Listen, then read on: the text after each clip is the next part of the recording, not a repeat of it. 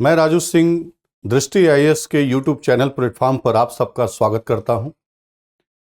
उम्मीद करता हूं आप लोग स्वस्थ होंगे और 2023 में यूपीएससी में एक सीट अपनी रिजर्व करने के लिए पूरी तन्मयता के साथ जुटे होंगे। इसी क्रम में मैं आप लोगों को बताना चाहता हूं कि दृष्टि आईएएस एक अपना यूपीपीसीएस प्री का जीएस का बैच लॉन्च कर रही है। आप सबसे निवेदन है कि आप इस प्रोग्राम में शामिल हों। काफी सुविधाओं के साथ इस बैच को चलाया जाएगा, जिसमें क्या क्या सुविधाएं मिलने वाली हैं वो हम आपको बता रहे हैं। ये देखिए, प्रत्येक टॉपिक से संबंधित क्विक बुक सीरीज की 8 किताबें दी जाएंगी। आपको बता दें, ये जो क्विक बुक सीरीज है काफी अच्छे से लिखा हुआ है, परीक्षा के डिमांड के अनुरूप है, ज्यादा आपको भटकाव की स्थिति नहीं होगी। इस किताब और लेक्चर के माध्यम से अपनी तैयारी को पूरी कर सकते हैं। दूसरी चीज है कि प्रीलिम्स प्रैक्टिस सीरीज की 6 किताबें, इसके माध्यम से आप स्वतः पढ़ने के बाद अभ्यास कर सकते हैं प्रश्नों का, क्योंकि रियल जो लड़ाई है वो है परीक्षा में प्रश्नों को हल करना। तो वहां से आप अभ्यास कर सकते हैं स्वतः।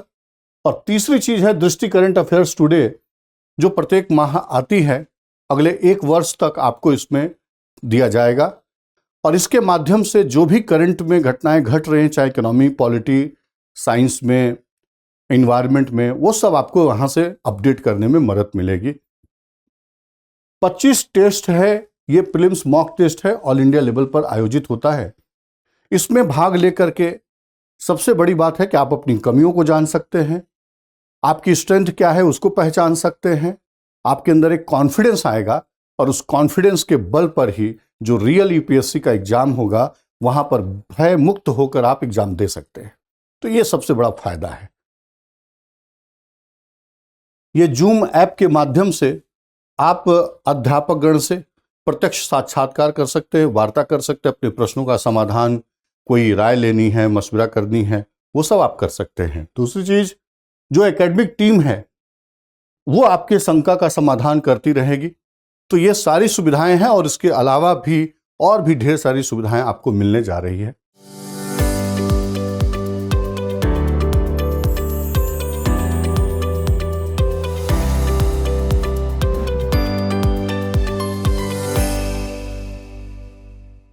इस जीएस प्रोग्राम में इकोनॉमी का खंड मुझे पढ़ाने का दायित्व दिया गया है। तो चलिए हम लोग आगे बढ़ते हैं। पहले मैं बात करूंगा कि इकोनॉमी की सिलेबस क्या है। किसी भी परीक्षा की तैयारी करने की जब हम शुरुआत करते हैं तो सबसे पहले उसके सिलेबस को देखते हैं। तो सिलेबस आपको दिखा रहा हूं कि यूपीएससी के प्रीलिम्स का सिलेबस क्या है। तो ये देखिए, आर्थिक और सामाजिक विकास, और इसके अंदर दिया है सतत विकास, गरीबी, समावेशन, जनसांख्यिकी और सामाजिक क्षेत्र में की गई पहल। सिलेबस के अंदर इतना ही लिखा होता है और इसको देख करके बहुत ज्यादा स्पष्टता नहीं आती है कि हम अपनी प्रिपरेशन को कहां रखें। वैसे यूपीएससी कोई गलती नहीं करती है। जैसा कि मैं आपको बताऊं, सामाजिक विकास जो लिखा है उसके टॉपिक तो यहां इन्होंने मेंशन कर दिए हैं, लेकिन जो आर्थिक शब्द लिखा हुआ है उसमें क्या पढ़ा जाता है वो नहीं लिखा हुआ है। और वो उसमें क्या पढ़ना चाहिए ये हमें पता लगेगा कहां से? पिछले सालों में यूपीएससी के क्वेश्चन बैंक देख करके, प्रीवियस ईयर्स में जो क्वेश्चन पूछे गए हैं उनको देखकर हम ये तय कर सकते हैं कि हमको कौन कौन से चैप्टर्स और टॉपिक पढ़ने चाहिए जहां से प्रश्न पूछे जाते हैं। और मैं पिछले वर्षों के प्रश्नों का ही एनालिसिस करके एक लेक्चर प्लान तैयार किया हूं, अर्थात ये टॉपिक पढ़े जाने चाहिए जिससे यूपीएससी के प्रश्न हम लोग पकड़ सकते हैं। तो देखिए, ये हमने यहां पर मेंशन किया हुआ है। इंट्रोडक्शन, परिचय, कहने का मतलब है कि अर्थव्यवस्था के बारे में, अर्थशास्त्र के बारे में, इसके क्षेत्र के बारे में, किस प्रकार की अर्थव्यवस्था होती है, इत्यादि बातें इसके अंदर, कुछ बेसिक चीजें यहां पर हम लोग सीख करके कोर्स की स्टार्टिंग करेंगे। दूसरा जो महत्वपूर्ण चैप्टर है राष्ट्रीय आय का है। यहां से प्रश्न आता है, अवधारणाओं पर प्रश्न आता है, कई बार डेटा पर प्रश्न आता है। तो दो तरीके के प्रश्न यहां पर राष्ट्रीय आय पर बनता है। ठीक है। तीसरा जो चैप्टर है महत्वपूर्ण बैंकिंग का है। यूपीएससी अगर मान लीजिए कि एक साल में 20 प्रश्न पूछ रही है तो 20 प्रश्न में कम से कम 2 से 3 या कभी कभी 4 प्रश्न केवल एक चैप्टर बैंकिंग से आ जाता है। तो बैंकिंग को बृहद स्तर पर हम लोग तैयार करेंगे। दूसरी चीज मुद्रास्फीति है, इन्फ्लेशन का चैप्टर है मुद्रास्फीति का, यह भी बहुत महत्वपूर्ण है और ये दोनों चैप्टर एक तरह से मिक्सअप ही रहता है। ठीक है। यह है भारतीय वित्तीय प्रणाली, इंडियन फाइनेंशियल सिस्टम, भारतीय वित्तीय प्रणाली।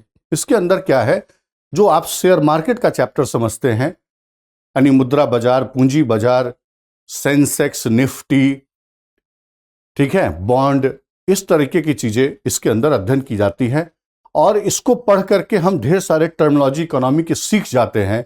उससे हमें इकोनॉमी की समझ बनाने में बहुत ही मदद मिलता है। ठीक है।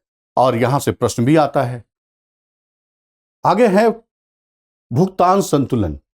वैसे तो जो व्यापार का चैप्टर होता है उसी के अंदर भुगतान संतुलन, बीओपी, बैलेंस ऑफ पेमेंट दिया होता है, लेकिन उसको थोड़ा हम शुरू में इसलिए पढ़ाना चाहते हैं आपको कि उसमें काफी कुछ कॉन्सेप्ट का पार्ट होता है और इकोनॉमी को समझ बनाने के अच्छा अवसर उसमें मिलता है, इसलिए शुरू में अध्ययन करना जरूरी होता है। कराधान है, टैक्सेशन है। इसके अंदर प्रत्यक्ष कर, अप्रत्यक्ष कर, कई प्रकार के प्रत्यक्ष कर हैं, कई प्रकार के अप्रत्यक्ष कर हैं। आजकल जीएसटी को लेकर के ज्यादा चर्चा का विषय है और जीएसटी पर प्रश्न बनाने का ट्रेंड है, तो हम लोग इसके अंदर कराधान टॉपिक का अध्ययन करेंगे। बजट है। बजट के अंदर आप देखेंगे तो 3 लेवल पर जाके पढ़ाई करेंगे। 3 लेवल पर क्या, एक होता है कि बजट के संवैधानिक पहलू। संवैधानिक पहलू का मतलब हो गया कि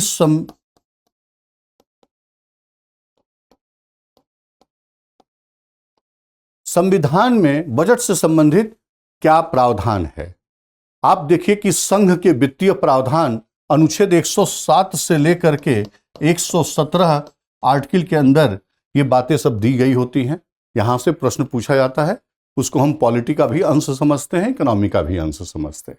कहीं पर भी अध्ययन होना चाहिए। अगर 2 बार अध्ययन हो गया तो और अति उत्तम। ठीक है। और दूसरा है अवधारणात्मक पहलू। अवधारणात्मक पहलू, इसमें क्या है, इसमें बजट से संबंधित जितने टर्मिनोलॉजी होते हैं, जैसे राजस्व क्या है, पूंजी क्या है, राजस्व घाटा क्या है, राजकोषीय घाटा क्या है, प्राथमिक घाटा क्या है, प्रभावी राजस्व घाटा क्या है, इस तरीके की चीजें। ठीक। और उसी के साथ जो है कि जेंडर बजट क्या है, जीरो बेस्ड बजटिंग क्या है, इस तरीके की चीजें, एफआरबीएम क्या है, ये सब बातें हम लोग यहां पढ़ते हैं। और फिर सरकार का घाटे का परसेंटेज क्या है, इस तरीके की चीजें यहां पर होती है। कॉन्सेप्चुअल पार्ट्स होता है। तीसरा पोर्शन जो होता है अद्यतन बोलते हैं, अपडेट्स बोलते हैं। इसके अंतर्गत प्रत्येक वर्ष जब बजट पेश होता है तो उस समय इकोनॉमिक सर्वे, आर्थिक समीक्षा, और दूसरा जो है कि बजट जो सरकार पेश करती है वो। इकोनॉमिक सर्वे के अंतर्गत पहले 2 वॉल्यूम आता था, इस साल एक ही वॉल्यूम आया था, संभव है कि अगले साल फिर 2 वॉल्यूम आए। जो इकोनॉमिक सर्वे का फर्स्ट वॉल्यूम है उसमें नीतिगत प्रश्न खड़े किए जाते हैं और सरकार को भी उससे अवगत होने का मौका मिलता है और आपके मेंस में वह ज्यादा उपयोगी होता है। कोई जरूरी नहीं है पीटी में भी प्रश्न आते हैं। लेकिन जो दूसरा वॉल्यूम होता है, सेकेंड वॉल्यूम में अर्थव्यवस्था के विभिन्न क्षेत्रों के परफॉर्मेंस के बारे में विवरण दिया होता है। जैसे कृषि की स्थिति क्या है, उत्पादन या कोई सरकार ने योजनाएं चलाई, वो सब उसमें डिटेल होता है। उद्योग के बारे में, सेवा के बारे में, इंफ्रास्ट्रक्चर, आधारभूत ढांचा के बारे में, सामाजिक क्षेत्र के बारे में, शिक्षा, स्वास्थ्य और विकास, इन सब पर, जनसंख्या पर, इन सब पर चर्चा होती है। साथ में महंगाई पर, वित्तीय प्रणाली पर और सरकार की वित्तीय हालात पर, इन सब पर चर्चा उसके अंदर होती है और वहां से एक अपडेशन मिल जाता है। साल के शुरू में वहां से प्रश्न भी बनाया जाता है। तो ये जो नया आएगा वो तो नया, मान लीजिए कि 1 फरवरी को बजट आता है, तो अगले 1 फरवरी को जब नया बजट और इकोनॉमिक सर्वे आएगा तो वहां से इसको आपको अपडेट कर दिया जाएगा, उस समय परीक्षा से ठीक पहले। और इसी तरीके से बजट में भी जो सरकार नए प्रोग्राम्स लेके आती है वहां से ढेर सारे प्रश्न पूछने का ट्रेंड रहा है। 1 से 2 प्रश्न तो आ ही जाता है और 1 से 2 प्रश्न आता है, साथ में आपका सारा नोट्स जो है उसी बजट से अपडेट होता है। जगह जगह सरकार ने अब क्या सुधार किया, कहां क्या किया, वो उसमें जुड़ जाता है। तो ये बहुत महत्वपूर्ण होता है चैप्टर, तब जाकर के बजट का पूरा चैप्टर कंप्लीट होता है ना। विद्यार्थी कई बार समझते हैं कि अच्छा जो बजट पेश हुआ है उसको मैं पढ़ लिया, बहुत है। नहीं, ये सब कुछ पढ़ना पड़ता है, प्रश्न कहीं से भी बन सकता है। ये हम सभी आपको कवर करेंगे। आगे बढ़ते हैं। देखिए प्लानिंग का, नीति का, लेकिन एक चीज थोड़ा आपको बता दे, यहां पर जो फर्स्ट पेज पर चैप्टर्स दिए गए हैं, परिचय में कभी कभार एक क्वेश्चन आता है, राष्ट्रीय आय से एक क्वेश्चन आता है, लेकिन ये जो बैंकिंग, मुद्रास्फीति, भारतीय वित्तीय प्रणाली, भुगतान संतुलन, कराधान और बजट, इससे महत्वपूर्ण हिस्सा प्रश्न का होता है। एग्जाम्पल के तौर पर अगर मैं बात करूं कि 20 प्रश्न अगर आए एवरेज, कभी 15 भी आया है, कभी 25 भी आया है, कभी 28 भी आया है, लेकिन मैं मान के चलता हूं कि 100 क्वेश्चंस में इकोनॉमी का कम से कम 20-22 प्रश्न तो होते ही होते हैं। इस बार 2022 में 22 प्रश्न था, ठीक है। तो देखिए कम से कम इस 20-22 प्रश्नों में 12 प्रश्न तक केवल इन्हीं 6 चैप्टर से आ जाता है, ठीक है। तो इस तरीके का पूछने का ट्रेंड है। आगे बढ़ते हैं। इन चैप्टर्स में, इन चैप्टर से एक एक प्रश्न का कभी आता है, कभी नहीं भी आता है, ऐसा ट्रेंड रहता है। तो योजना का चैप्टर है, प्लानिंग का चैप्टर है, नीति आयोग के आ जाने से यह चैप्टर काफी ज्वलंत बन गया है।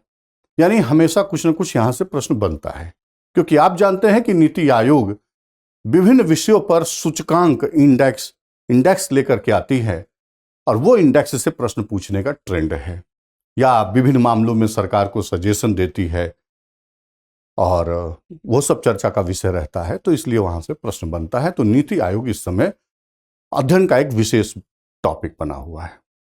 कृषि है, कृषि में ज्यादातर प्रश्न जो है कृषि के स्कीम्स से आते हैं, कृषि वित्त से आता है और थोड़ा सा भूमि सुधार का भी जानकारी होना जरूरी है। कभी कभार एक आध प्रश्न वहां से आ जाता है, जैसा पीटी में पीछे आया था। उद्योग है, उद्योग के अंदर भी आप देखेंगे तो एसएमई को लेकर के या औद्योगिक नीति को लेकर के या पीएसयू को लेकर के, सार्वजनिक क्षेत्र के उद्यम, उन पर प्रश्न इसमें पूछा जाता है और कुछ कभी कभी किसी उद्योग का पोजीशन पूछा जाता है, या सरकार औद्योगिक क्षेत्र में जो कोई नया सुधार लेकर के आती है वहां पर पूछा जाता है प्रश्न। इसी तरह से व्यापार है, ट्रेड का चैप्टर है। आज मैं भुगतान संतुलन का ही टॉपिक आपको दिखाऊंगा। और बुनियादी ढांचा, इंफ्रास्ट्रक्चर, यहां पर कुछ पहल होती है, जैसे मान लीजिए कि कोई फंड क्रिएट हुआ या पीपीपी मॉडल बना, तो वहां पर कुछ इस तरीके के प्रश्न उठाए जाते हैं कभी कभार, और हर क्षेत्र में क्या हो रहा है वो थोड़ा आपके संज्ञान में होना चाहिए। इंफ्रास्ट्रक्चर का चैप्टर, ठीक है। विश्व आर्थिक संगठन है, वर्ल्ड इकोनॉमिक ऑर्गेनाइजेशन, यह भी इकोनॉमिक खंड का एक महत्वपूर्ण अंश है। इसमें आईएमएफ के बारे में, international monetary fund, world bank के बारे में, और ज्यादा महत्वपूर्ण है डब्ल्यूटीओ, वर्ल्ड ट्रेड ऑर्गेनाइजेशन, विश्व व्यापार संगठन। हमेशा वहां पर कुछ न कुछ विवाद रहता है, इसके वजह से भी प्रश्न बनते हैं। ढेर सारे उसमें व्यापार से संबंधित समझौते हैं, जैसे कृषि पर समझौता है, ट्रिप्स पर समझौता है, और इसी तरीके से औद्योगिक क्षेत्रों में प्रशुल्क कम करने से संबंधित है। तो इन सब पर प्रश्न कहीं ना कहीं से बनता है। एक प्रश्न जरूर आता है, कभी कभी 2 प्रश्न भी बन जाता है। तो यह महत्वपूर्ण चैप्टर है। गरीबी और समावेशन, ठीक है, निर्धनता, यहां से भी कभी एक प्रश्न, कभी नहीं भी आता है, लेकिन समावेशन जो है उसको लेकर के थोड़ा प्रश्न बनाने का ट्रेंड ज्यादा है आजकल। तो यहां से कोई सरकार अगर ऐसी कोई नीतिगत पहल करती है तो समावेशन से प्रश्न आता। आगे देखेंगे आप, बेरोजगारी और सतत विकास। बेरोजगारी से प्रश्न बनाया जाता है, ठीक, एक प्रश्न आता है, कभी हो सकता है नहीं भी आए। लेकिन जो सतत विकास है, जब से यह 2016 से इसकी शुरुआत हुई है, सस्टेनेबल डेवलपमेंट गोल 2016 से 2030 के लिए, यह एक ऐसा टॉपिक बन गया है जो कि निरंतर इससे प्रश्न पूछे जाते हैं। आप 2022 में भी देखेंगे इस पे प्रश्न आया था, दो प्रश्न आया था, ठीक है। तो सस्टेनेबल डेवलपमेंट गोल और इकोनॉमिक सर्वे में एक चैप्टर होता है इससे संबंधित, पर्यावरण से संबंधित, और वहां पर इसकी चर्चा होती है और वहां से प्रश्न जरूर उठाया जाता है। तो सतत विकास पर अध्ययन होनी चाहिए अच्छी, ठीक है। जो 17 आयाम दिए गए हैं और 169 जो उसके सब पार्ट हैं, तो 169 वाले तो नहीं, लेकिन 17 हमें रटा होना चाहिए। आप देखे होंगे कि 2022 में उससे प्रश्न किस तरीके से मैच कराने का आया था। आपने उधर देखा कि सिलेबस के अंदर जनसांख्यिकी लिखा था, तो जनसंख्या का चैप्टर तो पढ़ना जरूरी है। इसमें अवधारणाओं पर क्वेश्चन होता है और नहीं तो डेटा पर प्रश्न होता है। एक प्रश्न दो प्रश्न, ज्यादा नहीं रहता है, एक प्रश्न दो प्रश्न रहता है। यूपीएससी के अंदर स्टेट पीसीएस में ज्यादा प्रश्न आते हैं, लेकिन यूपीएससी के अंदर 1 से 2 प्रश्न रहता है, अधिक से अधिक 3 प्रश्न। कभी कभार शहरीकरण, इसमें जानकारी हो, कभी कभी प्रश्न आता है। और ये जो लिखा है सामाजिक क्षेत्र में की गई पहल, इसका मतलब है कि योजनाओं से संबंधित प्रश्न, यानी जो भी लोगों के कल्याण हेतु जो कदम सरकार ने उठाई है विविध क्षेत्रों में, चाहे वो शिक्षा के क्षेत्र में हो, चाहे स्वास्थ्य के क्षेत्र में हो, जीवन स्तर सुधारने के क्षेत्र में हो, तो वो सारा स्कीम्स हम लोग यहां पर देखेंगे, ठीक है। स्कीम्स से प्रश्न का कुछ ऐसा ट्रेंड है कि कभी तो 2 प्रश्न और कभी 4 प्रश्न भी हो सकता है, कभी कोई प्रश्न नहीं हो सकता है, क्योंकि यूपीएससी कभी ट्रेंड सेट होने नहीं देती है कि लोग एक गेस कर ले कि ऐसे ही प्रश्न आता है तो हम ऐसे ही तैयारी कर लेंगे तो सफल हो जाएंगे। वो इस ट्रेंड को सेट नहीं होने देती है। तो मैं ये कह रहा हूं कि 4 भी प्रश्न आ सकता है, 2 भी आ सकता है और नहीं भी आ सकता है। तो जिस वर्ष नहीं आए उसको देख करके आप ये ना सोचे कि तो यहां से प्रश्न पूछा ही नहीं गया पिछले 2 सालों में, तो हम क्यों तैयार करें। नहीं, उसको भी तैयार करना है। आगे देखिए, सूचकांक, इंडेक्सेस। अंतर्राष्ट्रीय स्तर पर ढेर सारे सूचकांक आते हैं और राष्ट्रीय स्तर पर भी जारी होता है। इन दोनों ही सूचकांकों को तैयार करना है, क्योंकि एक प्रश्न से 2 प्रश्न प्रत्येक वर्ष यहां से आता है, ठीक है। तो ये रहे हमारे पिछले वर्षों के पूछे गए प्रश्न के आधार पर एनालाइज करके जो चैप्टर्स हमने तय किए हैं, जो मैं आपको पढ़ाऊंगा और इसी सीक्वेंस में पढ़ाऊंगा, वही मैंने यहां पर बयान किया। आइए अब हम लोग एक टॉपिक ले लेते हैं और आज डिस्कस करते हैं, ठीक है। ये लिखा है आपका भुगतान संतुलन, बीओपी का चैप्टर है। अब मैं आपको बताना ये चाहता हूं कि 2 लेवल पे पढ़ाई करनी होती है। एक होता है कि जैसे ये टॉपिक दिया है तो इसके जो टर्म्स लिखे हुए हैं, इनकी अवधारणाओं को समझ बनाना, कॉन्सेप्ट से सीखना, तो ठीक है, कॉन्सेप्ट तो सीख गए सर, लेकिन इसका दूसरा पहलू भी है, एप्लीकेशन पार्ट है। एप्लीकेशन पार्ट है और वहां से भी प्रश्न बन सकता है, और मेनली हम लोग एप्लीकेशन के लिए ही इस कॉन्सेप्ट का यूज करते हैं। तो पहले हम आपको सिखाते हैं कॉन्सेप्ट्स और उसके बाद दिखाएंगे एप्लीकेशन के किस तरीके से इसका उपयोग करके हम लोग अर्थव्यवस्था की समझ बनाते हैं। तो ये दोनों चीजें हम आपको कवर करने वाले हैं। तो चलिए हम स्टार्ट करते हैं। लिखा है भुगतान संतुलन, और उसके अंदर 2 पार्ट में बटा हुआ है, चालू खाता और ये पूंजी खाता, करंट अकाउंट और कैपिटल अकाउंट। इस करंट अकाउंट के अंदर लिखा है व्यापार खाता, सेवा खाता, ये लिखा है एक पक्षीय भुगतान, और सेवा खाते के अंदर कारक सेवा, गैर कारक सेवा, और कारक सेवा के अंदर निवेश से प्राप्त आय और निजी अंतरण से प्राप्त आय, और इसमें ये सारी बातें लिखी हुई हैं। और पूंजी खाते में निवेश, एनआरआई की जमा और ऋण, ऋण भी 3 तरीके का, और निवेश जो है एफपीआई और एफडीआई, ये सब दिया हुआ है। ठीक, ये होता क्या है? अब आपका पहला प्रश्न है मन का, ये होता क्या है भुगतान संतुलन? तो जानिएगा, किसी देश का शेष विश्व के साथ जिस भी प्रकार का लेन देन होता है, उन सब का लेखा जोखा अकाउंटिंग होता है। मतलब पूरे एक देश का विश्व के साथ, चाहे वस्तुओं के आयात निर्यात का हो मामला, चाहे सेवाओं का हो, चाहे ऋण लिया गया हो या ऋण दिया गया हो, चाहे निवेश आई हो या निवेश विदेशों में की गई हो, इन सब का लेखा जोखा दर्शाता है बैलेंस ऑफ पेमेंट, भुगतान संतुलन। ठीक है, तो मैं यहां पर इसकी परिभाषा पहले लिखता हूं, एक एक की परिभाषा लिखता चलूंगा। ठीक है, देखिए भुगतान संतुलन क्या होता है। मैं एक बार थोड़ा इस तरीके से बता दे, ये हमारा देश है और शेष विश्व के साथ जो भी हम लोग लेन देन करते हैं, उसी का लेखा जोखा भुगतान संतुलन होता है। कैसे लिखेंगे वो देखिए। मैंने लिखा परिभाषा में, किसी देश के निवासियों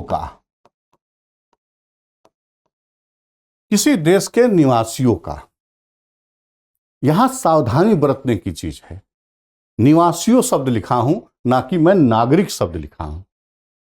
ठीक है, नागरिक होता तो अपने लोग होते, लेकिन यहां पर क्या है कि हमारे देश के नागरिक, साथ में विदेशी मल्टीनेशनल कंपनी भी होती हैं, वे भी उत्पादन करती हैं और विदेशों में निर्यात करती हैं। इसीलिए हमने निवासियों शब्द लिखा, जिसमें कि भारतीय लोग तो हैं ही, साथ में विदेशी भी हो सकते हैं जो हमारे देश में उत्पादन करते हों या अपने देश से सेवा का निर्यात करते हों, इस तरीके से। इसीलिए शब्द लिखा गया है निवासियों, कहीं पर कंफ्यूजन ना हो, गलती ना हो। जैसा कि मैं बताता हूं कि क्लैरिटी नहीं होगा तो शुरू के 2 ऑप्शन तो आप पकड़ लेंगे, 2 ऑप्शन में फंस जाएंगे और अंततः फाइनली वह प्रश्न का उत्तर आपको नहीं मिल पाएगा। अब देखिए, तो किसी देश के निवासियों का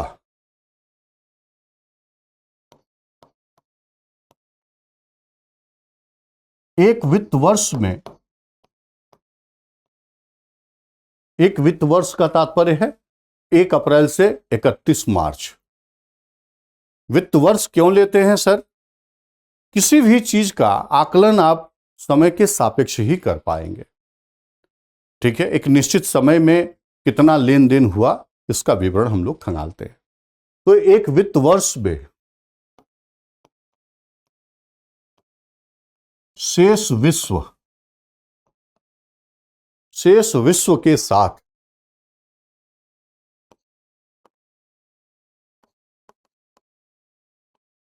सभी प्रकार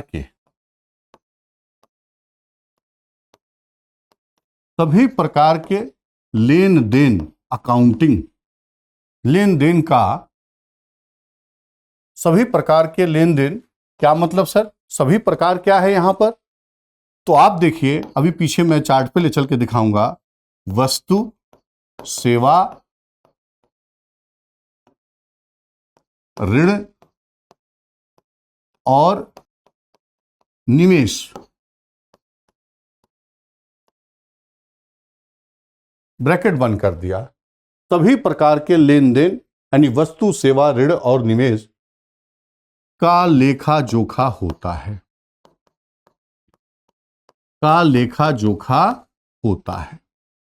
अकाउंटिंग होता है। ठीक है, सभी प्रकार के लेन देन, सभी प्रकार में क्या आएगा? वस्तु, सेवा, ऋण और निवेश। पिछले पेज पर देखें, व्यापार खाता है। व्यापार खाते के अंदर हम लोग विदेशों में अगर निर्यात करते हैं तो बदले में हमें आय प्राप्त होती है भौतिक वस्तुओं का, और इसी तरह से अगर विदेशों से हम लोग आयात करते हैं तो हमें भुगतान करनी पड़ती है। तो भौतिक वस्तुओं का लेखा जोखा व्यापार खाते में होता है, सेवाएं हम लोग देते हैं विदेशों को। जब सेवाएं निर्यात करेंगे तो हमें इनकम प्राप्त होगी, और जब हम सेवाएं विदेश से प्राप्त करेंगे तो हमें भुगतान करना पड़ेगा। तो सेवा हो गया। यहां दिखा रहा है ऋण। हम लोग विदेशों से ऋण प्राप्त भी करते हैं और विदेशों को ऋण देते भी हैं। ठीक है। और दूसरी चीज, इसी तरह से एनआरआई की जमा है, इनसे भी ऋण प्राप्त करते हैं हम लोग। निवेश है, हमारे देश में निवेश आता भी है और हम लोग भी विदेशों में निवेश करते हैं। अभी डिटेल से बताता हूं, लेकिन एक बार देख लीजिए, 4 शब्द हैं। इसके अलावा और कोई तरीका नहीं है कि दुनिया से हम लोग इंटरेक्ट करें। ठीक, तो देखिएगा, किसी देश के निवासियों का एक वित्त वर्ष में शेष विश्व के साथ सभी प्रकार के लेन देन का लेखा जोखा होता है भुगतान संतुलन। यह समग्रता को दर्शाता है, टोटल। लेकिन अब आप देखिए, मान लीजिए कि व्यापार खाते में हम लोगों ने एक्सपोर्ट किया 60 करोड़ का, 60 करोड़ हम लोगों ने कमाए रुपए, और आयात किया 100 करोड़ का, 100 करोड़ का। इसका मतलब कमाए 60 करोड़ और भुगतान करनी है 100 करोड़, यानी घाटा हुआ 40 करोड़। इसको कहते हैं व्यापार खाते का घाटा, ट्रेड अकाउंट डेफिसिट, व्यापार खाते का घाटा। ठीक। मान लीजिए कि सेवा खाते के अंदर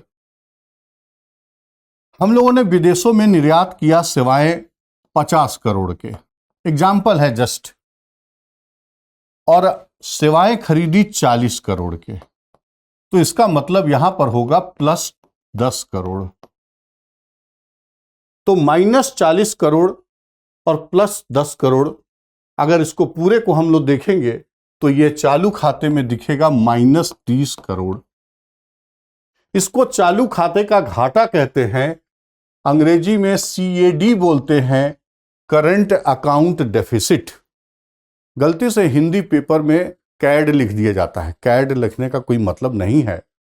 करंट अकाउंट डेफिसिट, चालू खाते का घाटा, आपने देखा यहां पर 30 करोड़।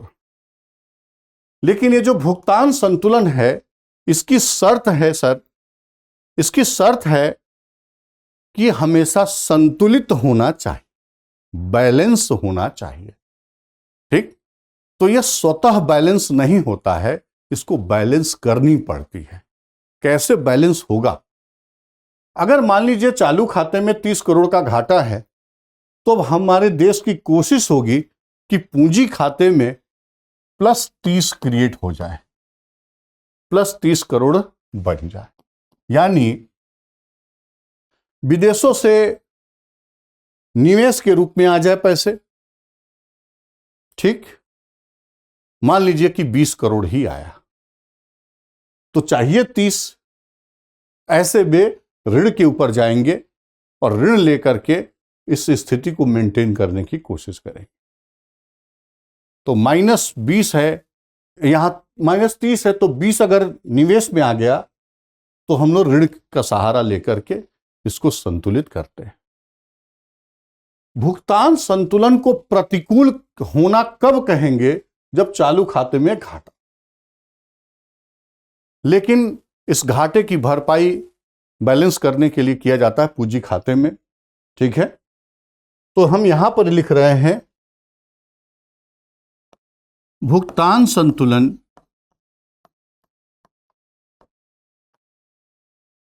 संतुलित होना चाहिए, संतुलित होना चाहिए। ठीक। यह स्वतः नहीं होता, करना पड़ता है। यह स्वतः अपने आप तो होगा नहीं, यह स्वतः नहीं होता, करना पड़ता है, जैसा कि पीछे दिखाया आपको, करना पड़ता है। ठीक। यह तो भुगतान संतुलन समग्रता को दर्शाता है। अब हम परिभाषा कुछ करें। चालू खाता, इसी के 2 पार्ट हैं। तो चालू खाता किसे कहेंगे? इसकी परिभाषा कैसे बनेगी? तो जिस तर्ज पर हमने भुगतान संतुलन का परिभाषा बनाया है उसी तर्ज पर इसकी भी परिभाषा बनाएंगे, थोड़ा सा चेंज होगा। क्या चेंज होगा वो देखिए। चालू खाता की परिभाषा, किसी देश के निवासियों का एक वित्त वर्ष में शेष विश्व के साथ, वहां पीछे मैंने लिखा था सभी प्रकार के, यहां सभी प्रकार नहीं लिखेंगे। चालू खाते में केवल 2 चीजें हैं। यूपीएससी में पहले प्रश्न आ चुका है कि चालू खाते में क्या शामिल होता है, तो व्यापार खाता और सेवा खाता होता है, जैसा पीछे आपने देखा। तो मैं यहां पर क्या लिखूंगा, किसी देश के निवासियों का एक वित्त वर्ष में शेष विश्व के साथ वस्तुओं तथा सेवाओं का लेखा जोखा होता है,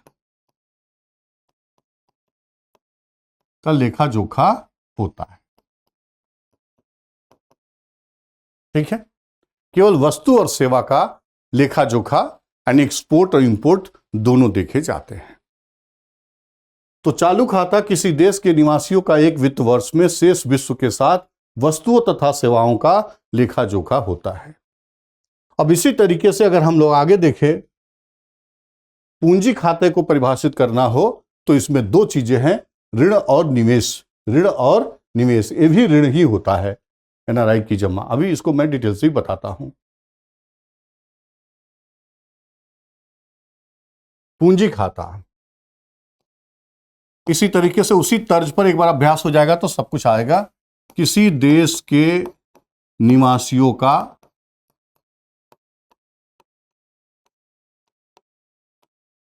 शेष विश्व के साथ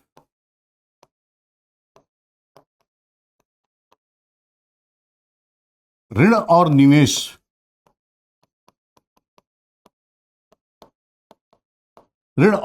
का लेखा जोखा होता है, अकाउंटिंग होता है।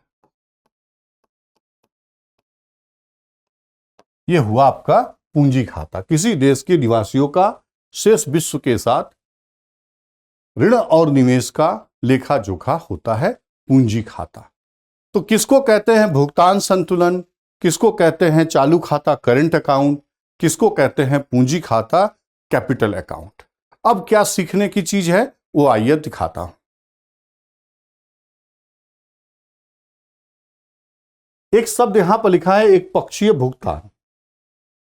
एक पक्षीय भुगतान का मतलब, यूनिलेटरल पेमेंट का मतलब होता है कि जैसे मान लीजिए कि अमेरिका में कोई प्राकृतिक आपदा आए, अगर यहां से भारत की सरकार मानवीय आधार पर उनकी मदद के लिए कुछ दवाइयाँ, कुछ व्हीलचेयर्स या कुछ और भी जरूरत के सामान अगर भेजा जाए वहां पर मानवीय सहयोग के लिए, तो इसका मतलब उसका पैसा हम लोग नहीं लेंगे, तो यह एक तरफा भुगतान हुआ। इसी तरह से कोई दूसरा देश हमारे देश को देता है और बदले में हम कोई भुगतान नहीं करेंगे, तो वह एक पक्षीय भुगतान कहा जाएगा, यूनिलैटरल कहते हैं, ठीक है। बाकी के में हम क्या दिखा रहे हैं, डबल एंट्री सिस्टम। ये डबल एंट्री सिस्टम क्या होता है, दोहरा लेखांकन कहते हैं इसको। वो क्या होता है, आयात भी हो रही है, निर्यात भी हो रही है, आवक भी हो रही है और प्रवाह भी हो रहा है, लेकिन यहां पर केवल एक ही हो रहा है। यूनिलैटरल के अंदर केवल हमने भुगतान कर दी, हमने भेज दिया, बदले में कोई पैसे नहीं ले रहे हैं। बाकी सभी जगह आप देख रहे हैं कि पूरे में भी देख रहे हैं, आना और जाना दोनों चीजें देखी जा रही है। अब देखिए, ये जो सेवा खाता है इसमें कारक और गैर कारक बांटा गया है। इसके अंदर देखेंगे तो इसको पहले दिखाता हूं, निजी अंतरण से प्राप्त आय, ये क्या होता है। तो पहले हमें जरूरत यह जानने की है कि निजी अंतरण से प्राप्त आय क्या है, और फिर उसकी पोजीशन क्या है, प्रश्न कहीं भी बन सकता है, कॉन्सेप्ट से भी बन सकता है, एप्लीकेशन से भी बन सकता है। तो निजी अंतरण से प्राप्त आय क्या होती है? भारत के लोग विदेशों में गए हैं नौकरी करने, ठीक, और वहां पर जो पैसा उनको मिलता है, वेतन मिलता है, अपने पर कुछ खर्च करते हैं, जो शेष बचता है पैसा वो भारत अपने परिवारजनों को भेजते हैं, माता पिता भाई बहन को भेजते हैं। इस तरीके से भारत में ढेर सारा पैसा आता है। इसी को हम निजी अंतरण कहते हैं, प्राइवेट रेमिटेंस कहते हैं। ये तो हो गया कि ये क्या होता है, यह सीखना अलग चीज है। अब जरा बात करें हम कि इसकी पोजीशन क्या है, तो आप जानिएगा कि भारत विश्व में प्रथम स्थान पर है प्राइवेट रेमिटेंस, निजी अंतरण प्राप्त करने के मामले में, विश्व में प्रथम स्थान पर है, ठीक है। तो और लगभग जो है इस समय 85 बिलियन डॉलर तक का हम लोगों को इनकम प्राप्त हो रहा है इससे, और इसलिए भारत नंबर 1 है। इसकी दुनिया में सबसे ज्यादा माइग्रेटेड पीपल इंडिया के हैं, 1.75 करोड़, 1.75 करोड़ यानी 1.25 करोड़ लोग भारत के विदेशों में रह रहे हैं और पैसे कमा के भारत में भेजते हैं, और भारत इस मामले में नंबर 1 बना हुआ है। आज 10-15 साल से हो गए लगभग नंबर 1 बना हुआ है। दूसरे नंबर पर चाइना रहती है, ठीक है। अभी हाल का जो पोजीशन है उसमें थोड़ा चेंज हो गया है, लेकिन भारत नंबर 1 पर लगातार बना हुआ है, आज भी है, ठीक है। तो ये तो एक निजी अंतरण है। अब ये अप्रोच हो गया 2। अब इसका तीसरा अप्रोच भी आप पढ़ाई कर सकते हैं। क्या हम लोग निजी अंतरण के मामले में और अधिक इनकम प्राप्त कर सकते हैं? कैसे? अगर हमारे लोग विदेशों की आवश्यकता के अनुसार उनकी प्रशिक्षण दी जाए, कुशलता उनमें डाली जाए, और हमारे पास आप जानते हैं कि जनसांख्यिकीय लाभांश की स्थिति है, यानी युवा जनसंख्या ज्यादा है। अगर उन्हें हम शिक्षित और कौशल दें और विश्व के अनुरूप दें तो दुनिया में जाकर के लोग रोजगार प्राप्त कर सकते हैं और वहां से ज्यादा इनकम भेजेंगे, तो यह भारत के लिए काफी लाभकारी होगा, क्योंकि इस पैसे को वापस नहीं करना पड़ता है, नंबर 1, इस पर कोई ब्याज नहीं चुकाना पड़ता है, नंबर 2, और नंबर 3, यह पैसा विदेशी मुद्रा में आता है। जब विदेशी मुद्रा में पैसा आता है तो हमें कल के किसी आयात भुगतान, किसी ऋण चुकाने या विदेशों में निवेश करने के लिए वो पैसा हमारे उपयोग में आ जाता है। तो जितना हम लोग विदेशी मुद्रा कमाएंगे वो हमारे लिए बहुत ही अच्छा होगा, ठीक है। तो इसका ये उपयोग है। तो इस तरीके से 3 स्तरों पे हम लोग पढ़े, ये है क्या, वर्तमान में भारत की स्थिति क्या है, भविष्य में भारत इसको और अधिक इनकम प्राप्त कर सकता है। बस उसके लिए करना होगा कि हमें अपने युवाओं को विश्व के डिमांड के अनुसार उनका प्रशिक्षण दिया जाए, उनको प्रशिक्षित किया जाए, और उनको विदेशों में उन सरकारों से अच्छा तालमेल स्थापित करके उन देशों में हमारे लोग ज्यादा जाएं, ताकि वहां से पैसे कमा के भेज सकें। इससे भारत को एक संपन्न राष्ट्र बनाने में काफी मदद मिलेगी, ठीक है। चलिए और देखिए, यह लिखा है निवेश से प्राप्त आय। इसका मतलब क्या है सर? इसका अर्थ यह है कि जब इस पूंजी खाते में सीधे धन का अंतर प्रवाह होता है, चाहे ऋण के रूप में हो चाहे निवेश के रूप में हो। अगर ऋण लेते हैं हम लोग तो उस पर हमें ब्याज चुकाना पड़ता है, और अगर निवेश आता है तो उस पर मुनाफा बनता है, प्रतिफल कहते हैं, 2 चीजें। तो जो ऋण आया वो प्रिंसिपल अमाउंट है, जो निवेश आया वो प्रिंसिपल अमाउंट है, लेकिन उस पर बनने वाला ब्याज और प्रतिफल ये जाता है इस खाते से बाहर जाएगा। और इसी तरीके से केवल बाहर ही नहीं जाएगा, अगर हम लोगों ने विदेशों में निवेश कर रखा है। आपके मन में एक प्रश्न हो सकता है, सर भारत को तो पैसे की बहुत जरूरत है, हम लोग तो विदेशों से निवेश प्राप्त करने के लिए बहुत उत्सुक रहते हैं, तो हम लोग इस पैसे में कम स्थिति में कैसे विदेश में निवेश कर सकते? ऐसा नहीं है। इस सिचुएशन में भी हम लोग विदेशों में निवेश करते हैं। जैसे मान लीजिए कि कोयले खदान में कर दिया, तेल के खनन में कर दिया, तो इसका लाभ हमको भी मिल सकता है। इसलिए भारत से भी विदेशों में निवेश होता है। अगर निवेश किया गया तो वहां से प्रतिफल, रिटर्न, लाभ वापस आएगा। और भारत ने भी अगर ऋण बांटा है, फिर आपके मन में प्रश्न आएगा, कैसे हम ऋण बांट सकते हैं, हम लोग तो खुद ही परेशान हैं। नहीं, चाहे हम जितने भी परेशान हो, हम कुछ देशों को जरूर ऋण देते हैं। मान लीजिए बांग्लादेश को है, नेपाल को है, भूटान को है, श्रीलंका को है, ठीक है, इस तरीके के देशों को हम लोग भी ऋण दे देते हैं। तो कहने का मतलब कि हम लोग ऋण लेते जरूर हैं, ऋण देते भी हैं, और निवेश आता जरूर है, हम लोग भी निवेश करते हैं। ठीक है, तो जो आएगा उस पर रिटर्न बनेगा तो चालू खाते से बाहर जाएगा, और जो उस पर हम लोग कमाएंगे वो भी विदेशों से चालू खाते के रास्ते, सेवा खाते के रास्ते ये आएगा। ठीक है, अब छोटा सा प्रश्न बनाना हो तो बन जाए कि निजी अंतरण भुगतान संतुलन के किस खाते से संबंध रखता है। तो आप सामने देख रहे हैं, सेवा खाते से संबंध रखता है। अगर सेवा खाता नहीं है, प्रश्न पूछा है चालू खाता, पूंजी खाता, तो वहां पर आप चालू खाता का बता देंगे। ठीक, ये अब दिखा रहा गैर कारक सेवा। यात्रा है, पर्यटन कहते हैं। हम लोग विदेश जाते हैं, पैसे खर्च करते हैं, और विदेशी हमारे देश में विदेशी पर्यटक आते हैं, वो यहां पैसे खर्च करते हैं। ठीक है, तो दोनों ही तरफ पर आवक और भुगतान दोनों ही होता है। इसी तरह से परिवहन है। भारत की एयरलाइंस विदेशों में जाती हैं। अगर मान लीजिए इंडियन एयरलाइंस है, यानी भारत की जहाज है, और उसमें अमेरिकन बैठ कर गया, तो इनकम किसको मिलेगा? भारत को मिलेगा। और अगर अमेरिकन एयरलाइंस है और इंडियन अमेरिका से उसमें बैठ के आता है, तो इनकम किसको मिलेगा? अमेरिकन एयरलाइंस को मिलेगा, अमेरिका को मिलेगा।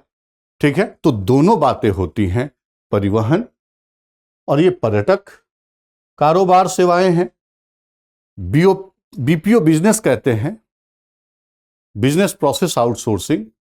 ठीक है, आजकल इंटरनेट के माध्यम से ये कॉल सेंटर जो स्थापित किया जाता है, तो उसको बीपीओ के रूप में हम लोग जानते हैं। तो यही है, इंफॉर्मेशन टेक्नोलॉजी का उपयोग करके और इंटरनेट का उपयोग करके जो सेवाएं दी जा रही है। रहते हम भारत में, लेकिन सेवा देते हैं विदेशों में। ठीक है, उससे भी इनकम अर्जन होता है। और लिखा है नीचे सॉफ्टवेयर सेवाएं। आपको बताएं कि भारत सॉफ्टवेयर के मामले में एक अग्रणी देश है। अगर इस सेवा क्षेत्र से अगर 100 रुपए का इनकम आ रहा, मैं जस्ट एग्जांपल बना रहा हूं, तो 100 में 49 रुपए कहां से आते हैं? सॉफ्टवेयर सेवाओं से आते हैं। हम लोग सॉफ्टवेयर का एक्सपोर्ट करते हैं विदेशों में, भारत इसके लिए जाना जाता है विश्व में। ठीक है, तो हमारा मेजर इनकम कहां से आता है? ये भी अपने आप में एक प्रश्न है, सॉफ्टवेयर से। सेवा क्षेत्र में अगर 100 रुपए की इनकम है, तो 100 में से 49 रुपया, 50 रुपया सॉफ्टवेयर से आता है। ठीक है, लगभग 50% की अर्निंग सॉफ्टवेयर सेवा से होती है। ये मैं बताना चाह रहा था। चलिए, अब देखिए, बताना ये चाह रहे हैं कि ये जो व्यापार खाता लिखा है और वो भुगतान संतुलन लिखा है, ये तो समग्र को दर्शा रहा है, और ये संतुलित होना चाहिए। जबकि व्यापार खाते के लिए एक शब्द होता है, बीओटी कहते हैं। ये हमने बता दिया आपको, व्यापार खाता, सेवा खाता। जब व्यापार खाते की बात आएगी, तो परिभाषा में हम लोग क्या लिखेंगे? किसी देश के निवासियों का शेष विश्व के साथ केवल भौतिक वस्तुओं के आयात निर्यात, ठीक है, आयात निर्यात की स्थिति का लेखा जोखा व्यापार खाते में होता है। और सेवा खाता वही केवल सेवाओं का लेखा जोखा सेवा खाते में होता है। ठीक है, चलिए, निजी अंतरण आपको बढ़ा दिया। प्राइवेट रेमिटेंस, निजी अंतरण क्या है? भारतीय लोग विदेशों में जाकर के जो इनकम प्राप्त करते हैं, कमा करके अपने देश भेजते, अपने परिवार को भेजते हैं। यह पैसा फिर वापस नहीं जाता, वापस नहीं जाएगा। और दूसरी चीज,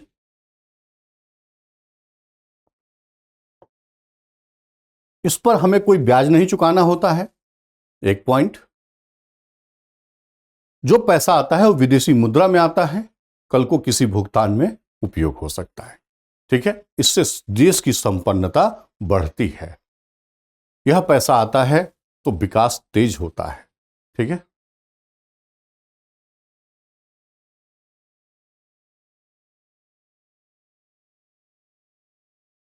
यहां पर एक चीज बताना चाह रहा हूं, भुगतान संतुलन बनाम व्यापार संतुलन। ठीक है, जरा जानिएगा, यह प्रश्न का विषय है, हमेशा पूछा गया है।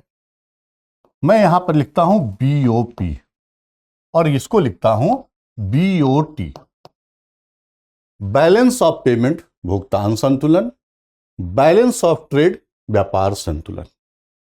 ठीक है, बैलेंस ऑफ ट्रेड व्यापार संतुलन। दोनों में अंतर क्या है? क्या दोनों एक ही है या दोनों में कुछ अंतर है? देखिएगा, जहां भुगतान संतुलन समग्रता को दर्शाता है,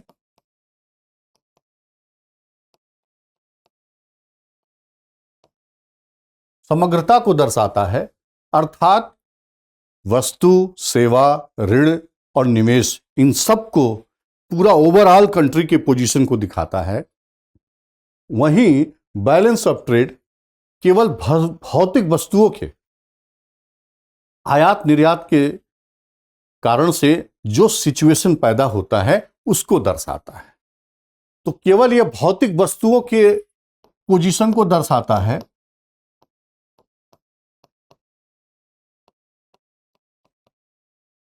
जबकि यह समग्रता को दर्शाता है। कैसे? आपने देखा कि बीओपी हमेशा संतुलित होना चाहिए, बीओपी को संतुलित रखा जाता है। पीछे आपको दिखाया कि चालू खाते में 30 करोड़ का अगर घाटा हुआ है तो हमारी कोशिश होगी कि पूंजी खाते में हम प्लस 30 करोड़ कर दे ताकि दोनों बैलेंस हो जाए। लेकिन बैलेंस ऑफ ट्रेड के अंदर ऐसा नहीं होता है। कैसा होता है वो देखिए,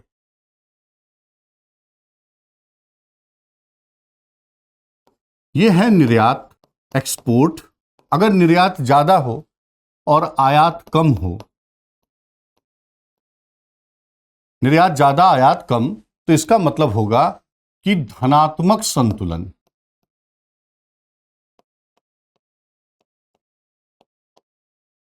positive balance, BOT positive balance होगा। अगर ऐसा हो दूसरे कंडीशन में, आयात ज्यादा और निर्यात कम, निर्यात कम, ऐसी स्थिति में क्या होगा? ऋणात्मक होगा। यानी आयात हम ज्यादा कर रहे हैं और निर्यात कम कर रहे हैं, तो ऋणात्मक होगा, ऋणात्मक संतुलन। ठीक है, और अगर ऐसा हो जाए सर कि आयात और निर्यात दोनों बराबर हो जाए, ऐसी सिचुएशन में इसको हम क्या कहेंगे? न्यूट्रल। ठीक है, न्यूट्रल हो जाएगा।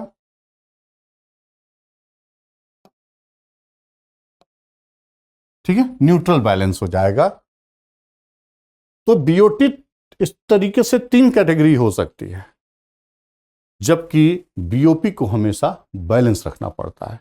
जहां बीओटी टोटल को दर्शाती है, वहीं बीओटी केवल उसके एक अंश को दर्शाती है। अंश क्या है? भौतिक वस्तुओं के आयात निर्यात की पोजीशन को दर्शाती है, जबकि बैलेंस ऑफ पेमेंट समग्रता को दर्शाती है। क्लियर है? आगे बढ़ते हैं।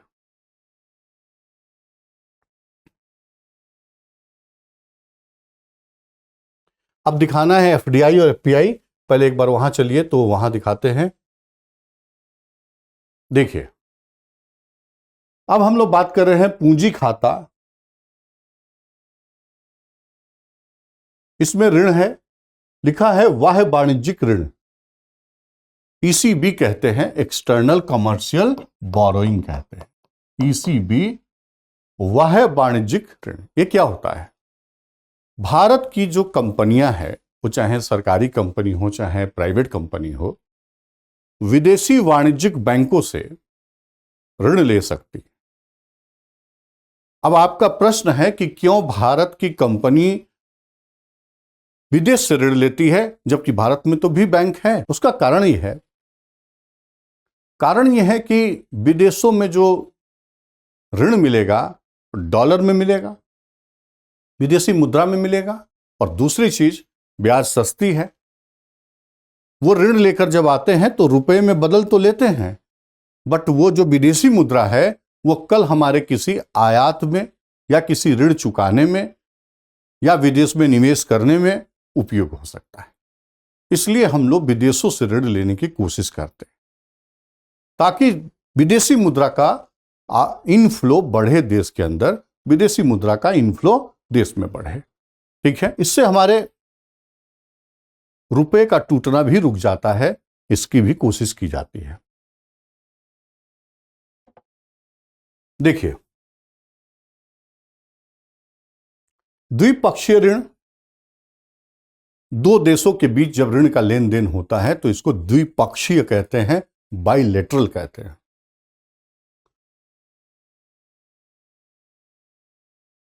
और बहुपक्षीय, बहुपक्षीय ऋण का मतलब है, मल्टीलेटरल ऋण का मतलब है, जब भारत की सरकार सपोज करिए कि आईएमएफ से ऋण ले, विश्व बैंक से ले ले, एशियन डेवलपमेंट बैंक से ले ले, तो इसको बहुपक्षीय ऋण कहते हैं। ठीक है, यहां पर लिखा है एनआरआई की जमा। ये एनआरआई की जमा क्या होती है? सवाल आपके मन पे चलेगा कि एनआरआई क्या होता है। नॉन रेजिडेंट इंडियन किसको कहते हैं? पहला प्रश्न मन में यही आए। देखिएगा, यहां दिखा देता हूं एनआरआई किसे कहते हैं, कैसे हम लोग जानेंगे। तो हमारे देश में इनकम टैक्स एक्ट है 1961। भारत का इनकम टैक्स एक्ट 1961 है। ठीक, और इसमें परिभाषा दिया है रेजिडेंट इंडियन। ठीक है, रेजिडेंट इंडियन, और लिखा है क्या कि 182 दिन या उससे अधिक समय तक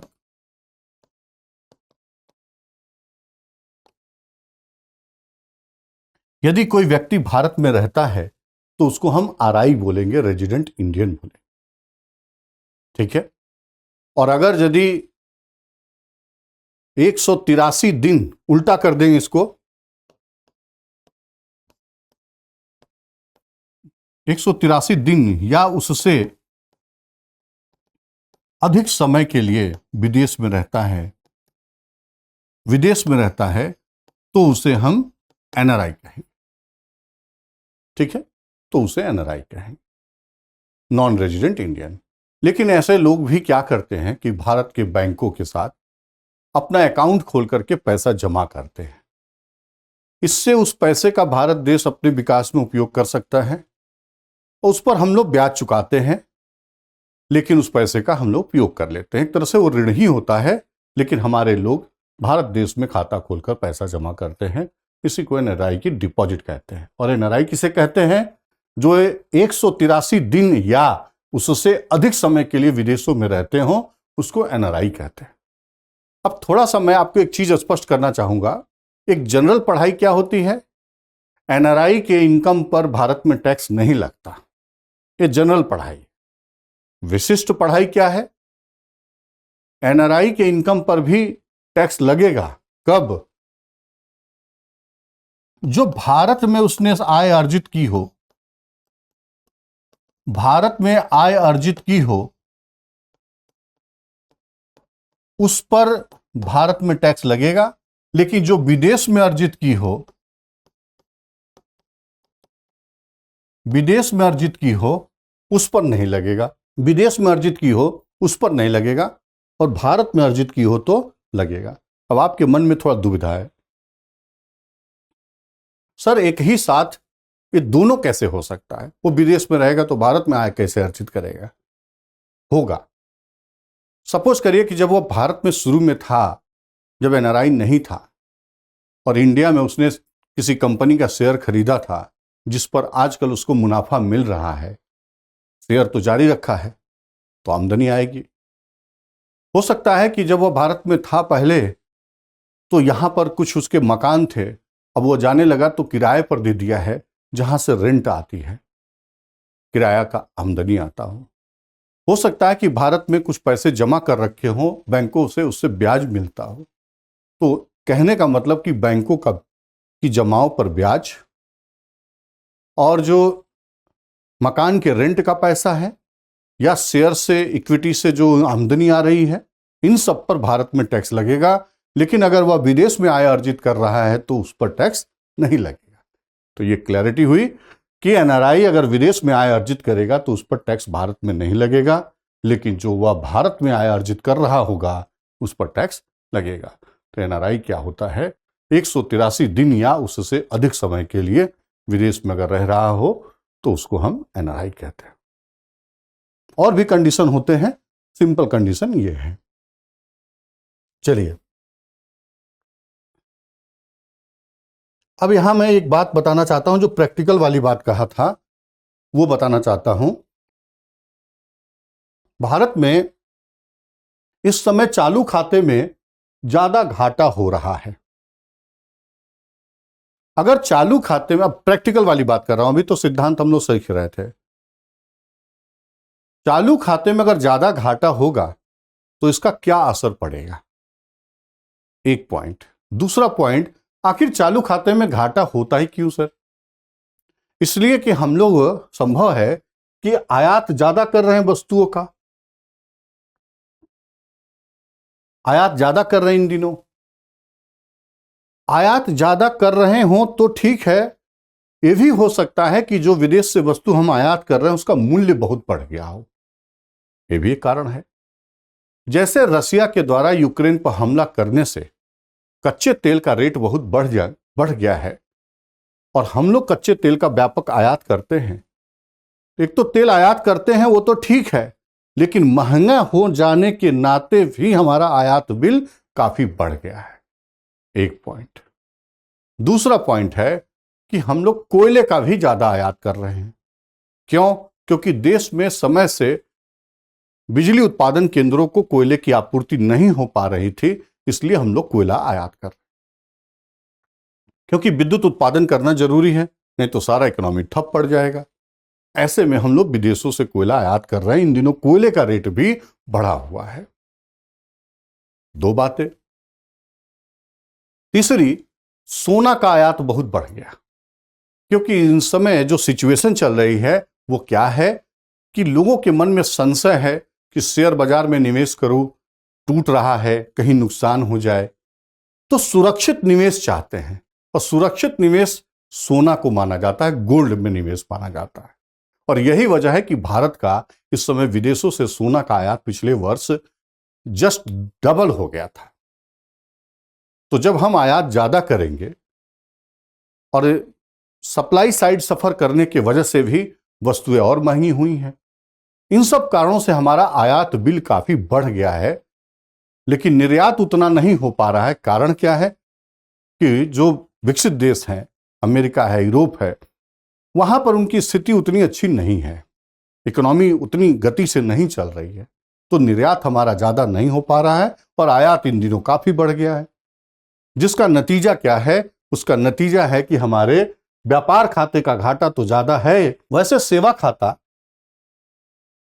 खाते में हम लोग प्लस क्रिएट करते हैं, लेकिन इन दिनों व्यापार खाते का घाटा इतना ज्यादा है कि सेवा खाते के सरप्लस से मैनेज नहीं हो पाएगा, थोड़ा घाटा कम हो जाता है। तो अंततः हमारे चालू खाते में घाटा बहुत ज्यादा है। अब इसका कुपरिणाम क्या है?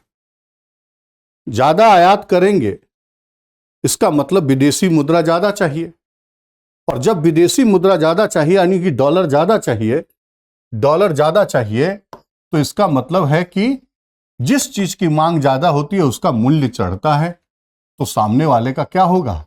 गिरेगा। इसीलिए डॉलर और रुपए का जो विनिमय दर है वो इस समय दिखा रहा है कि रुपया टूट रहा है। आप देख रहे हैं कि 80 रुपये के नीचे चला गया।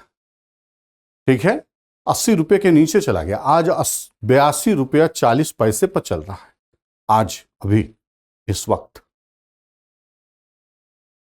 ठीक है, ये विनिमय दर डिमांड और सप्लाई से हमारे देश में आजकल तय होता है। तो जितना ही डॉलर की मांग ज्यादा होगी उतना ही रुपया टूटेगा। और भी कारण है इसके टूटने के, ये तो जो कारण बताया वो तो बताया ही। और कारण क्या है कि इस माहौल में शुरू से अगर बताएं कि कोविड के कारण से अमेरिका में बहुत ज्यादा लोगों को मदद दी गई, पैसे सस्ते ब्याज दर पर छोड़े गए और अनुदान के रूप में भी दिए गए। पैसे का फ्लो बहुत ज्यादा हो गया और जब कोविड से बाहर निकले हैं तो उसके बाद महंगाई बढ़ना शुरू। 40 सालों में सबसे अधिक महंगाई अमेरिका में इस समय देखने को मिल रही। अब वहां की फेडरल रिजर्व बैंक ने क्या करना शुरू किया कि अपने ब्याज दर को बढ़ाना, फेडरल रिजर्व बैंक ब्याज दर को बढ़ाना शुरू किया। जब बढ़ाना शुरू किया है तो वहां से जो वो 0% इंटरेस्ट या 0.5 पर इंटरेस्ट पर पैसा लेकर के जो आए थे हमारे देश में निवेश किए थे, अब वो यहां से बेच करके वापस जा रहे हैं और अपना डॉलर मांग रहे हैं। तो डॉलर की मांग ज्यादा होने से भी रुपया टूट रहा था। तो ये समस्या होती है, रुपया टूटता है, ज्यादा आयात करेंगे, ज्यादा डॉलर मानेंगे तो रुपया टूटेगा।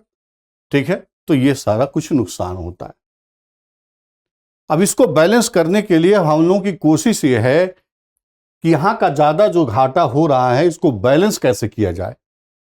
तो सरकार विदेशी पूंजी निवेश नीति को उदार बनाए ताकि लोग ज्यादा निवेश करने के लिए आए। एनआरआई के कुछ सहूलियतें दी जाए ताकि वो ज्यादा निवेश यहां पर पैसा जमा करे ताकि डॉलर आ सके। हमारी कंपनियों को कहा गया कि आप विदेशों से पहले जो आप पर सीमा लगी थी उधार लेने की $75 मिलियन, आप उसको 1.5 बिलियन कर सकते हो। 75 मिलियन को आप बढ़ा करके 1.5 बिलियन, डबल आप विदेश से उधार ले सकते हैं ताकि ज्यादा विदेशी मुद्रा आने से जो आजकल विदेशी मुद्रा की मांग बढ़ रही है और हमारा रुपया टूट रहा है उसको टूटने से बचाया जा सके। तो जब हम लोग ये पढ़ लेते हैं कॉन्सेप्ट तो उसके ऊपर ये एप्लीकेशन आजकल जो पेपर में आप पढ़ते रहते हैं, सुनते रहते हैं न्यूज, तब वो बातें समझ में आती है। लगता है सब कुछ करंट ही आता है यूपीएससी में, ऐसा लगता है, लेकिन वह करंट आप तब पकड़ पाएंगे जब आपका कंसेप्ट क्लियर होगा, क्योंकि कंसेप्ट से जुड़ करके ही वो करंट रन करता रहता है। ठीक है, तो आज के सेशन में हम लोग इतना ही रखते हैं और विस्तार से हम लोग जब क्लासेस चलेंगी तो वहां पर पढ़ाई करेंगे। केवल एक नमूना के तौर पर हमने आपको ये दिखाया कि किस तरीके से कंसेप्ट सीखा जाता है और कंसेप्ट सीखने के बाद एप्लीकेशन का उपयोग किया जाता है। ठीक है, प्रश्न कहीं से भी बन सकता है, सीधे सीधे कंसेप्ट से भी बन सकता है या एप्लीकेशन से भी बन सकता है। ठीक है, तो थैंक यू वेरी मच। आज का सेशन हम लोग यहीं पर समाप्त करते हैं और उम्मीद करते हैं कि आप लोग 28 अक्टूबर को या उससे पहले ही दृष्टि संस्था का जो ये यूपीएससी 2023 का प्रीलिम्स बैच है जीएस का, इस बैच को आप ज्वाइन करेंगे। इस सेगमेंट में सभी शिक्षक अपने मानक स्तर से पढ़ाने की पूरी कोशिश करेंगे और आपको मटेरियल का सहायता बताया ही कि 8 किक बुक, जो पीछे एक बार दिखा दूं आपको फिर से,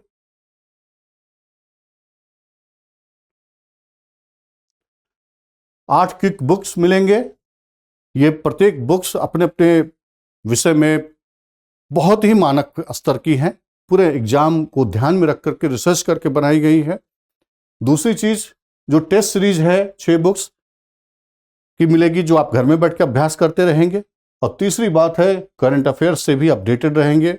और चौथी चीज है, जो ऑल इंडिया टेस्ट होगा, इसके थ्रू आप अपने को जज करते रहेंगे, अपने अंदर सुधार लाते रहेंगे, अपनी कमियों को समझ करके उसको दूर कर सकेंगे और सबसे बड़ी बात है कि आपको कहीं और टेस्ट के लिए भटकने की जरूरत नहीं पड़ेगी। पढ़ाई यहाँ से, टेस्ट भी यहाँ से, और ये आपको सफल बनाने के लिए प्रोग्राम है। और पूरे वादे के साथ कह सकते हैं कि ये बहुत ही अच्छा बैच रन करेगा जो आपके लिए मंजिल हासिल कराने में पूरी भूमिका निभाएगा। ठीक है, तो थैंक यू वेरी मच। फिर मिलते हैं हम लोग क्लास के अंदर। आप लोग 28 अक्टूबर से पहले पहले ज्वाइन करें। Thank you very much.